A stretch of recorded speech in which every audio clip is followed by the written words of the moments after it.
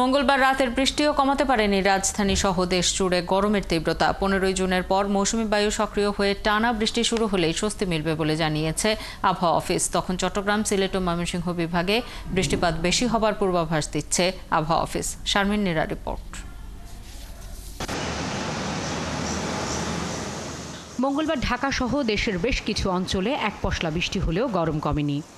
কেসারেন শেকড় থেকে শিখরে। বুধবার সকাল থেকেই রোদটা যেন বেশ চড়া। উত্তরাঞ্চলের কয়েক জেলায় এখনো চলছে মৃদু তাপদাহ। আবহাওয়া অফিস বলছে, মঙ্গলবারের বৃষ্টি বর্ষার বৃষ্টি নয়। 15 জুনের পর মৌসুমী বায়ু সক্রিয় হয়ে 3 থেকে 4 দিন টানা বৃষ্টি হলে তবেই খানিকটা স্বস্তি মিলবে। মৌসুমী বায়ু যখন সক্রিয় হয় সেই সময় টানা বৃষ্টি হয়, আর যে সময় মৌসুমী বায়ু সক্রিয়তা থাকে না সেই সময় বৃষ্টি কমে যায়। আমরা আশা করি হয়তো আপনার যে 14-15 তারিখ থেকে মৌসুমী বায়ু পুরোপুরি সক্রিয় হবে, সেই সময় দেখেন টানা বৃষ্টি হবে, যেটা গত কয়েকদিন আগে ছিল যেরকম বৃষ্টি ওরকম টানা বৃষ্টি হবে। সেই সময় তাপমাত্রা শুধু 2-1 জায়গায় না, মোটামুটি সারা দেশে তাপমাত্রা অনেকটাই কমে আসবে। ঈদের টানা ছুটিতে এমনিতেও নেই রাজধানীর চিরচেনা রূপ। সড়কে যানবাহনের আধিক্য নেই, তাই ঘর থেকে বেরিয়ে যানজটের কবলে না পড়লেও গরম খানিকটা ভোগাচ্ছে নগরবাসীকে।